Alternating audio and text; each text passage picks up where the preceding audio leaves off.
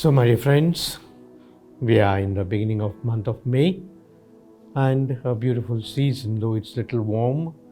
People are in the holidays, and at the same time, it's a time for us also to gather together the what we call the results of the year, the fruits of the year, and at the same time plan for the next academic year. The message of this Sunday is also very much challenging. It speaks about the challenges or the aspects of the community. You know what's a community? We live in a family. We live in a community of people.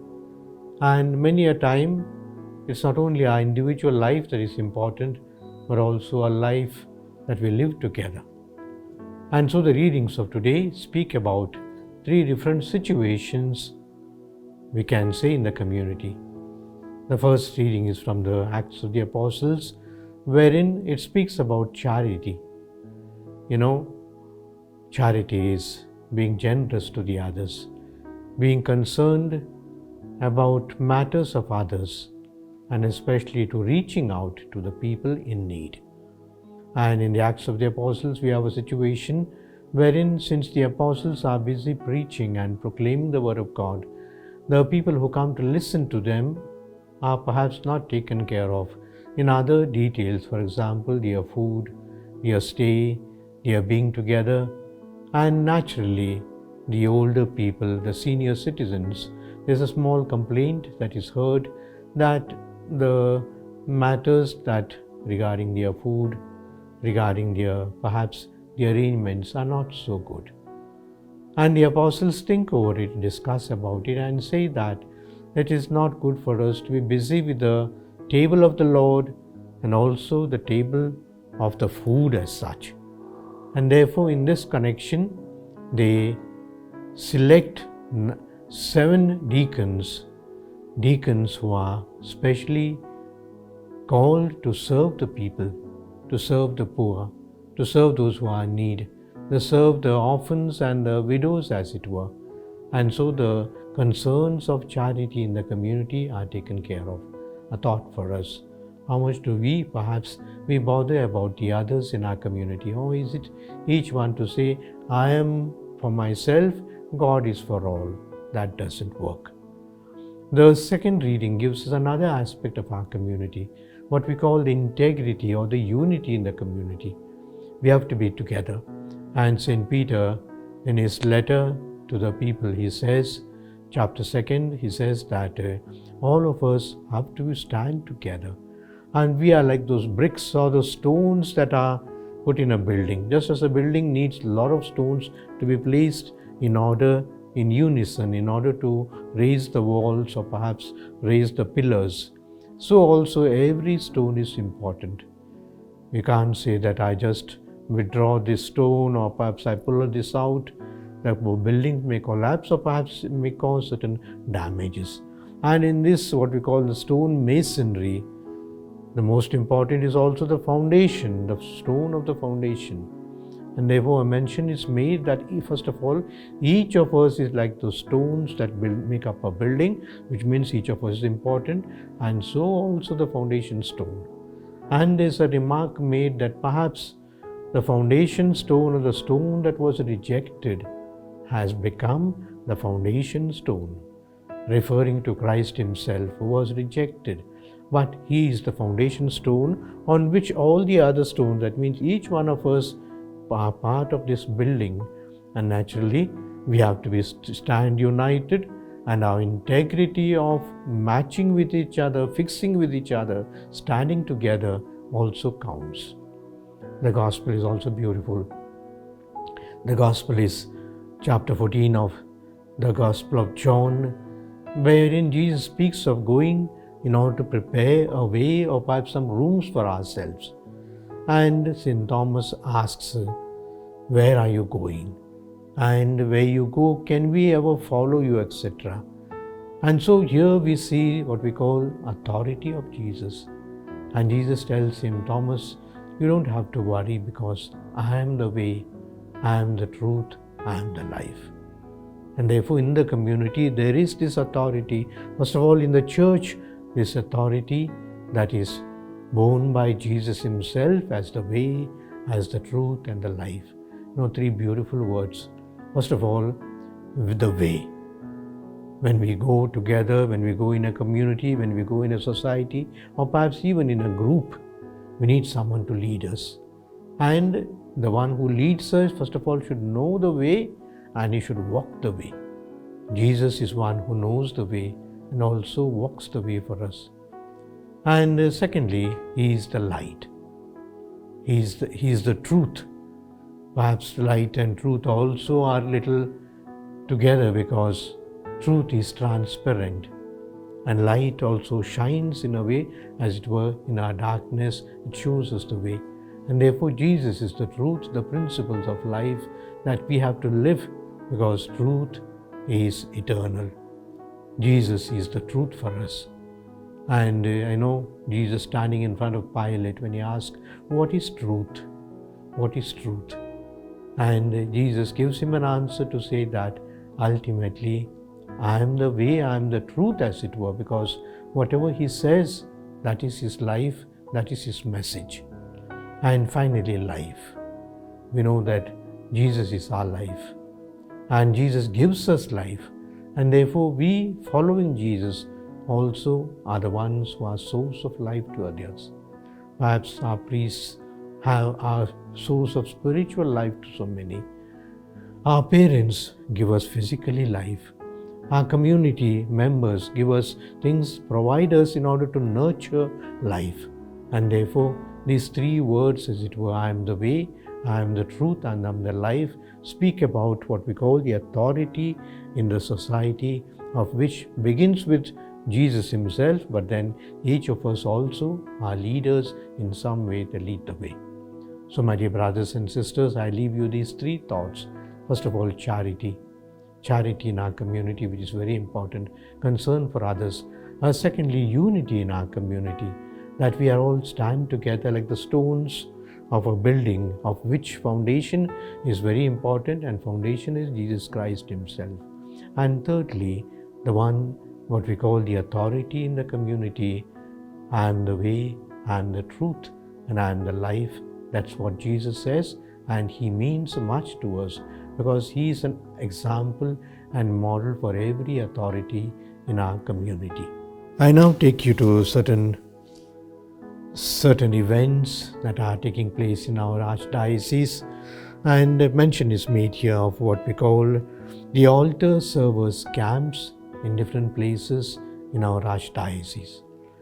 The altar servers, they look so nice, so beautiful, and so inspiring. Many of our parents, they have remarked that our altar servers looks like angels on the altars. Many of our churches have good dresses for them. They train them, and the way they carry the water, the wine, they come, they serve the altar, and many of them perhaps not only become good children because they know that they are close to the altar. They are privileged to be close to the altar, the closest, the holiest place, as it were. And so in this summer season, our young priest and also our seminarians will gather the altar servers in different places for a small camp, as it were. A camp is a joyful occasion for them to come together. And it's kept in, I would say, the dates and the places. I will just read out. You can see on the screen also. And 9th May is going to be in 3 places: Assumption Church, Rajajinagar, Alsur Retreat Center, and Begur. And these are for the different deaneries. For example, Assumption Church, the Jalahalli Deanery, boys can meet together. Alsur Retreat Center, the Cathedral and Basilica Deanery can come together. And Begur and Madivala Deanery can come together. 11th May, it will be at Harubale, Holy Rosary Church, Harubale, and Holy Redeemer Church, HRBR layout. The Marian Palya Deanery will get together there. And St. Michael Shantinagar will have the boys of Bryan Square and Kengeri together. So these 3 places for the different deaneries on 11th of May. We also have on 12th of May That's the Holy Family Church, Ramurthy Nagar. The Tisipalya Deanery will get together there.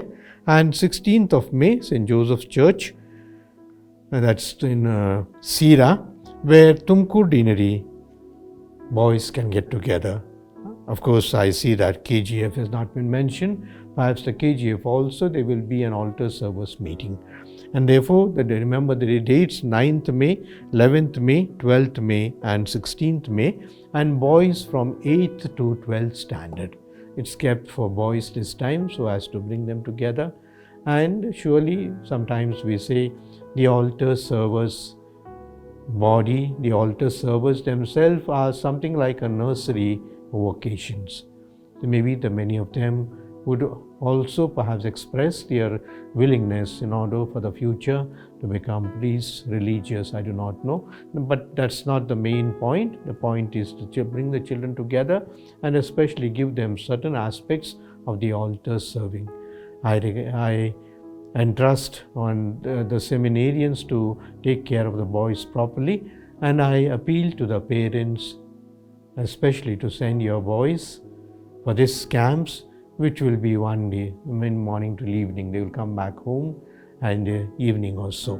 13th of May is a special day also, what we call the Marian Day. If you may remember, 13th of May 1917, Our Lady appeared at Fatima to 3 children for the first time. They were Lucia, Francesco and Jacinta. These 3 children were privileged to be perhaps called by Mother Mary close to her in order to reveal certain secrets or certain doctrines of the Church. And I have reasoned it out so often that why does Mother Mary love children so much that she can entrust the secrets of heaven to these children? Surprising that, as I said, no bishop was called or no priest was called or perhaps no parish council members, no elders were called, but 3 children. They were just 7, 9 and 11. And so that's the first day of the apparition on 13th of May, and we know that every month on the 13th she appeared to the children till December. And therefore the 13th of May is kept up as the Fatima Day. In our Archdiocese, you may have heard that we have received a statue, what we call the Pilgrim Virgin statue, all the way from Portugal, the place where Mother Mary appeared to the children itself.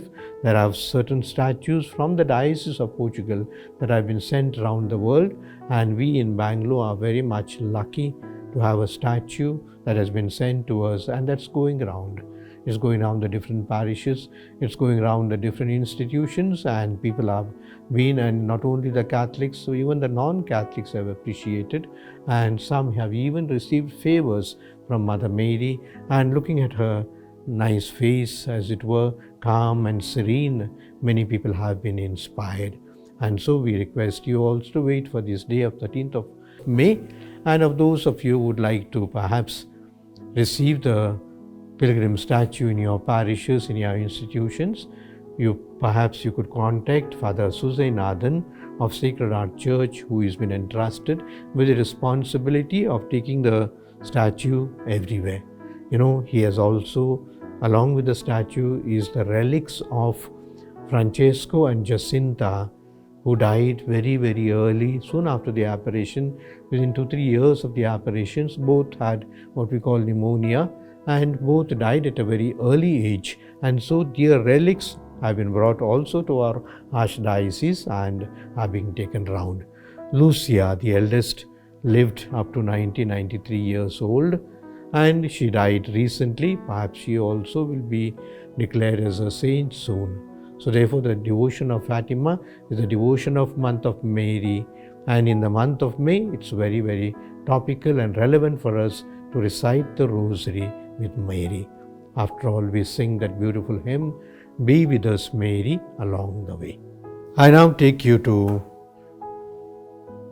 the day of vocations in our Archdiocese. May 14th will be celebrated as Vocations Sunday. As I told you in the last week that 30th of April, that's the 4th Sunday after Easter. Normally it's called the Good Shepherd Sunday and kept in all the places as Vocation Sunday. But since most of our priests were in retreat and we were not much prepared, we have kept this on the 14th of May. Our priests will be there. Many of them are preparing already small posters, small perhaps skits, or even our seminarians who are still studying from different places of the Archdiocese. They are also being invited in order to say a few words of their own vocation experience. And this is in order to inspire the people, inspire the children, inspire the youth, both to be priests and religious. Religious means the fathers and the sisters of the different congregations who are involved in different missions, not only in our Archdiocese, but also outside. Most of the religious are outside the diocese in mission areas, in difficult and challenging areas. And so in order to motivate for the vocations, this Sunday 14th of May is being celebrated. I have also declared that this month of May be called as the month of vocations, that we pray for vocations the whole month. And I have also asked the religious if they would like to exhibit certain perhaps clips of their vocations, of their missions, of their places where they work, so that in our YouTube we will carry these clips in order to inspire some of you, perhaps in order to join our religious congregations and also the Archdiocese. The Archdiocese also has need of vocations, and we will be calling for interviews soon. But we request that the parish priests, that those who are showing signs of vocations, even though their results may not have come, the SSLC results have not come, they could still apply, and perhaps we can match with their results afterwards and confirm that they have been accepted, that they can join the Bhakti Bhavan or the minor seminary of our Archdiocese. 10th of May is an important day for Karnataka. I suppose you know that the elections will be held on that day. And therefore the elections are a process by which we elect our own representatives, we elect our own leaders. Woe to us if we choose or elect wrong type of leaders. It's like it's a gamble. We have been called and asked to choose one leader among you, and we know the importance of the leader, the shepherd. I am the way, I am the truth, and I am the life, says Jesus. So we also need good leaders in our society, in our politics, who will take us forward, who will be selfless. And therefore, 10th of May is the day when we will elect our leaders. So therefore, my advice to you is, first of all, there should be no Catholic who remains without voting. All have to vote. It's compulsory. For those that are at home, those that are sick, those that are bedridden, those that are old, there are possibilities of making them vote. If you register before, perhaps the municipality, the corporation authorities will come and register at home. The others can make an effort to go to the booths, find out where is your voting right, and accordingly you can cast your vote for the candidates that perhaps we have in mind. Regarding the candidates, I have mentioned in my circular, as far as possible, we have to choose what we call secular candidates. Secular means one who is open to everybody, open to all the religions, open to all the communities, and one who works for peace and harmony. Secondly, the candidates who are non-communal. We know what's communal. Communal means one particular religion stressing on particular community and therefore dividing or polarizing the society. India is a beautiful garden of different flowers. We have people of different religions. We have among us the Christians, the Hindus, the Muslims, the Parsis, the Buddhists, and all of us like the flowers, different color flowers in the same garden. That was the harmony, that was the peace. Of late, there have been a lot of tensions among the communities. The one particular community is for that particular people, another for the another one, so we have nothing to do. And so therefore our feasts are not your feasts, our books are not your books, our gods are not your gods. And there's been a lot of confusion, and so we need non-communal. We also need candidates who respect the Constitution. The Constitution is the most important document of the nation. It has its rights and duties. And each right is a right. the right to live, right for food, right for speech, right for practice of religion. These are all the different rights that perhaps we have to practice, and this one. And finally, we say he also needs who are non-corrupt. Unfortunately, we hear of corruption. We hear of certain percentages being taken for every works and this one. And so we need people who can get things done without any corruption. So we put these 4 characteristics. Number 1 is secular, non-communal, the constitution oriented, and finally those that are not corrupt. And I request that all of you to go to vote, and those perhaps dear candidates, those of the citizens who are here from different other places, your voting cannot be done here. You have to go back to your places. That's a little sacrifice that we do in order to choose good leaders. Perhaps one vote does make a difference, and therefore all of us have to vote. And 10th of May, as I said, is a very important day for Karnataka. And as Christians who are law-abiding, who are citizen-oriented, and having in mind the nation, we are for God, we are for the nation. And keeping the nation in mind, let us all go and vote our candidates according to what the description that I have given you, so that we get good leaders for the future. Finally, there's a beautiful question here, and of course it's not a normal question. I can understand, especially among the youth, there is this lot of interest. The question is like this: some of my friends are planning in getting tattoos. Is getting a tattoo a sin? Is that what the church teaches? First of all, what is a tattoo? Those of you who are aware of a tattoo is a mark that we make on our body. It's suppose maybe a small patch, a drawing, or sometimes even piercings with certain colors that is done on the body. And today, perhaps not only in one part, sometimes the whole body, and even the face, even the particular parts of the body are tattooed. The tattoo is pinning or sort of piercing in certain areas of the body, which bear the color, which bear the picture of what you want to tattoo. Suppose I want a rabbit here, perhaps I can tattoo a rabbit here, or perhaps I want a flower here, or perhaps I want a design here. So this is called the tattoo. Basically, there are 3 types of tattoos, as I can explain to you. Perhaps there are much more types of tattoos. The first type is what's called the ritualistic, esoteric, or even perhaps a little superstitious type of tattoos that are done. I said ritualistic because these are tantric or religion based, that some people try to make marks of certain gods or certain figures or certain characteristics, certain even devilish type of pictures that are drawn here and there, and they might have a religious connotation or ritualistic connotation or an esoteric connotation.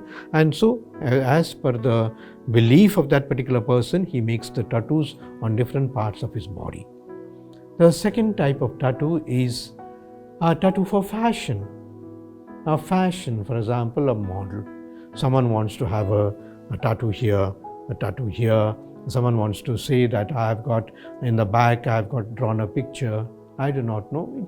It's a style, it's the moda, it's mode we say it. And for the sake of publicity, or for the sake of a little of showing ourselves as being a little special type, make the tattoos. Nothing religious or perhaps ritualistic about it. The third one is a type of perhaps I would say a commitment type of tattoo. I like some person, therefore I draw his picture here. There are many boys and girls who have tattooed the names of their beloved. Perhaps to say that my friend's name is here, my friend's name is here, and in order to say that we are so together, I will never forget you, I love you so much, I want to see your name again and again, I want to kiss your, perhaps the symbol of your life, etc. So therefore, this is a love commitment or something like that. So I have told you about three tattoos. One is a religious or superstitious, ritualistic type. Secondly, a fashion, a moda, perhaps this one. And the third one is a friendship, a commitment type. The question is asked, is it a sin? It depends on each one, how perhaps he considers these tattoos to be. If you believe in what we call the powers of the tattoo that is tattooed upon you, the figure that is tattooed upon you, the ritualistic meaning, the religious meaning, I would say perhaps it's going beyond the powers and capacity of our own God. Our God is supreme. He doesn't need any examples or any models to be written and done in order to express to Him. And therefore in our religion there is no place for tattoo as such that is ritualistic and that is superstitious. But as regards the tattoos, what we call some people with no meaning for religion, etc., they want to have a little of a design that is made on the body. They don't believe in the religious or ritualistic meaning for it, just for the style and fashion. I think we could tolerate it, we could allow it. And those people who would like to have tattooed their names or perhaps their names of their beloved in certain parts of the body in order to express affection and love, I think there's nothing harmful in that. So therefore it would be a sin if you believe in the superstitious power of that drawing or that tattoo that has been made on you, and that would not be a good thing for religion, because we are believing not in the powers of Christ and His resurrection, but we are believing in the devilish powers of the world and the worldly things that are tattooed on us. Health-wise, there are some people who tell me that it's not very healthy and sometimes not hygienic also, because once you prick and poke, surely there might be some blood, there might be some sort of reactions, and sometimes it can be also a little messy, that it becomes sort of a sore and it smells, things are not very clean. And once it's tattooed, perhaps if you change your mind, it's not so easy to wipe it off also. And therefore in that sense, health and hygiene is also a little affected in that sense if you are not careful enough. If it's just a painting that can be washed off, perhaps okay. But then if it's etched by pins, by a little of bleeding and little of the reactions that come, that may not be very comfortable. And so tattoo is a sin if it is considered as a superstitious element that perhaps helps and supports you in a wrong way or right way. According to you, it's a right way, but then to believe in the devilish powers of these tattoos perhaps is not a right way. But just for the sake of it, for the fun of it, and to remember something, a small words or perhaps a small symbols that are made here and there, I would say it's not very harmful. But to have the whole body tattooed, which we cannot wipe off for your whole life, you have to live with it. And sometimes perhaps in these pricks and these pins can also be a little more of what called health hazards might take place. I do not know scientifically. Perhaps you could ask your elders or doctors what is the effect of these tattoos on our body. So my dear friends, I wish you a very happy week and weekend. The Shepherd's Voice, which is being presented by our beloved Archbishop, Most Reverend Dr. Peter Machado, the Archbishop of Bangalore, who takes so much of interest and concern in order to bring the various topics, the contextual aspects, in order to inform, educate, and catechize all of us, the priests, the religious, and faithful of this vast archdiocese. And I'm sure you are enjoying this program, Shepherd's Voice, and I request each one of you to share with your other colleagues, friends, and family and relatives, near and dear ones, so that everyone in this archdiocese can be more closer to listen to the Archbishop on this Shepherd's Voice, the weekly feature. My dear friends, as I've always told, that this is a wonderful platform wherein we can connect to the shepherd of this archdiocese, wherein he brings in the interesting topics in order to increase our devotion and love towards God, and also to know the spiritual matters that concerns our faith.